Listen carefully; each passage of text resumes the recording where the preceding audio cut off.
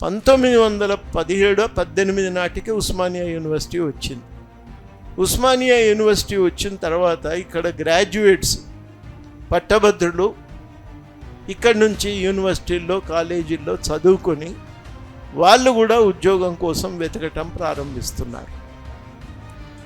వాళ్ళు ముల్కీ లీగ్గా ఏర్పడి తర్వాత తెలంగాణ నిజాం సబ్జెక్ట్స్ లీగ్ అని ఏర్పాటు చేసుకొని స్థానికులని నియమించాలనేటువంటి డిమాండ్ను చాలా తీవ్రతరం చేశారు. ఈ డిమాండ్ తీవ్రతరం కావటంతో జరిగిన పర్యవసానం ఏంటంటే స్థానికులు అనేటువంటి వాళ్ళు ఉద్యోగాలకు ఇవ్వాల్సిందే అని వాళ్ళు మళ్ళీ డిమాండ్ చేయటం మొదలుపెట్టారు. దానికోసం ఆందోళనలు కూడా జరిగినాయి. దాంట్లో రామకృష్ణరావు గారు ఉండేవారు.